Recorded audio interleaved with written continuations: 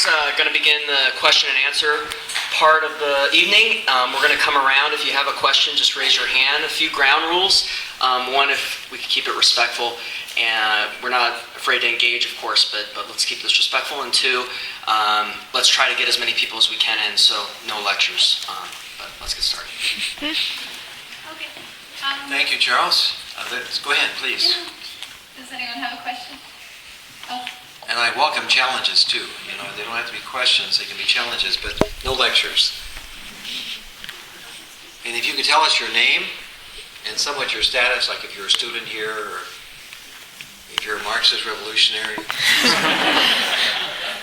I'm a humble seeker of truth. My name is Kendall Christensen. I'm a graduate student here at the University of Pennsylvania in their education school.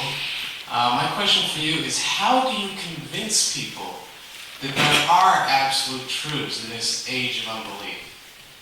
Well, I think you try to convince them that it's in their own best interest, to believe in absolute truths. And we all act like we do. I mean, our society is constructed on our ability to trust that we all share some common absolute truths. You know, that like thou shalt not kill. That's still acceptable by I think everybody in society, that we shouldn't kill one another. Of course, we've redefined killing and removed it from issues like abortion, and we might want to move it away from old age as time goes on, it seems. But we do act as though we believe that's a universal truth to be held by everyone and cannot train. It's obvious. So I think you can use examples that we all still agree on, and I don't think there's anybody who will argue with you at least they might just for the sake of argument, but people do believe that it's really wrong to kill other people.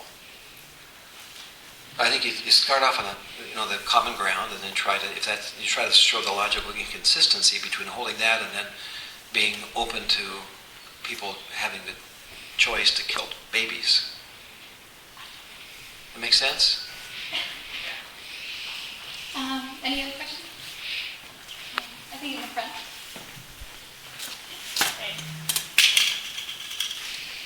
Hi, my name is Caroline. I'm a student at Princeton, and I think one of the really hard things in talking about abortion to people is trying to explain the cases of double effect, like illness to the mother when the mother will die or when both the mother and child will die. So what's a good way to explain that to people who aren't necessarily religious?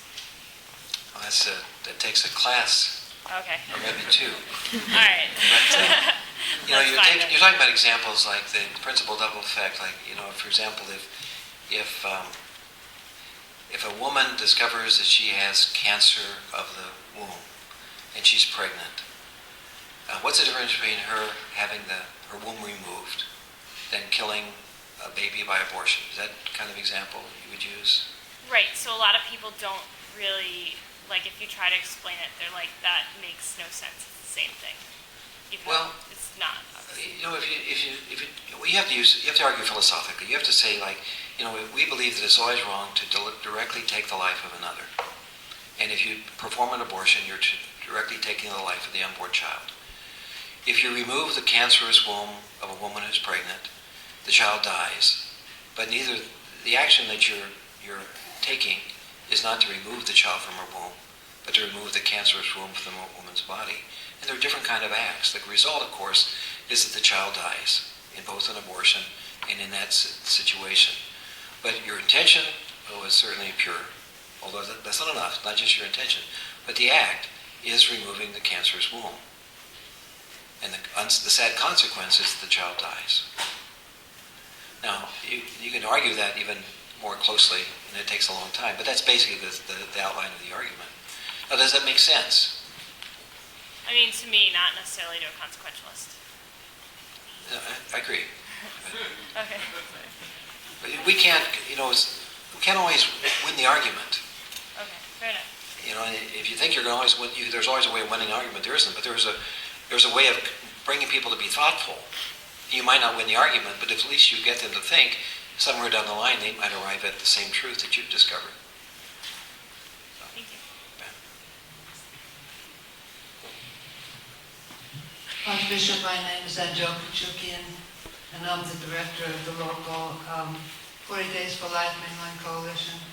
We pray outside of Brentmore Hospital in Lincoln North to stop the abortions. And I'm informed lately that they have reduced their abortions to medical necessities. And I would like to hear from you what the church views as medical necessities and in what cases they allow an abortion if it's necessary. I'm not aware that there's any case that where abortion is medically necessary, and the church doesn't approve abortion in any circumstance. Thank you. Yeah, I mean, do you know anybody who holds differently at this who's a Catholic? They've spoken about a ectopic case where the baby is conceived outside of the womb. Yeah, the Where ectopic the pregnancy mother- is where, let's say, the child begins to develop in the fallopian tube. And again, what happens when the child begins to develop in the fallopian tube is there's deterioration of the walls of the tube, and the woman begins to bleed. And the doctors can act to remove that damaged part of the body. Now, the consequence, like removing a cancerous womb, is the child dies.